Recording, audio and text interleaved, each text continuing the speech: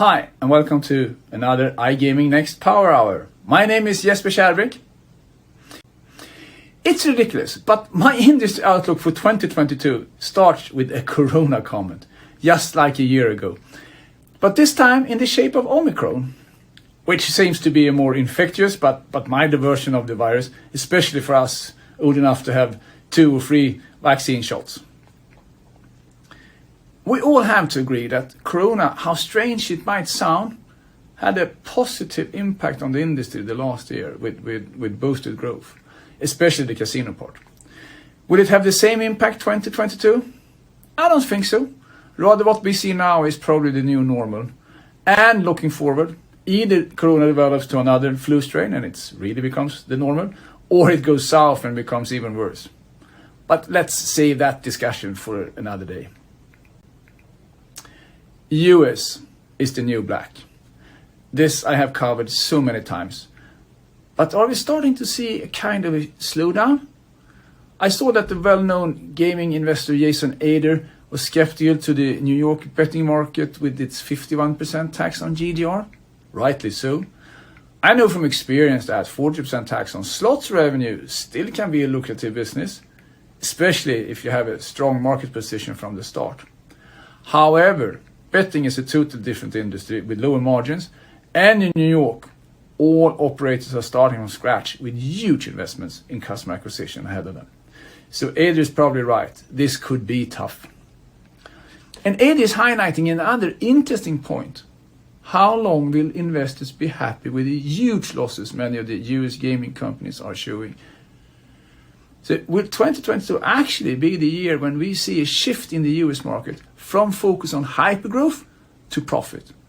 Or is this still a Formula 1 race where the team with the biggest budget takes the championship? Well, time will tell. What will happen this year though is a shift towards new kind of casino games. Slots are great, but the industry has started to realize the need for more skill-based games to attract a broader audience and to keep growing double digits.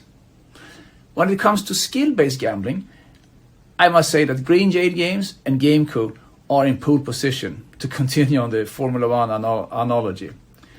It will be interesting to see how this pans out during 2022. Another shift is more of a back to the future trend. Most people don't realize this, but the gambling industry is historically built on huge pool games like Lotto, Keno, scratch tickets, sports pool for football and horses, etc. And I think these games will come back in new forms with faster draws, higher RTP, side games, animations, and so on, to make them appeal to a new and younger audience. And one product to look out for in this regard is PoolX, built by a team of sports betting pros to capture the football pool market worldwide. They start with a daily pool of 2.5 million euros, which most likely will grow fast with the pickup from players around the world, and the jackpot of 1.5 million euros to a single winner with 13 correct predictions.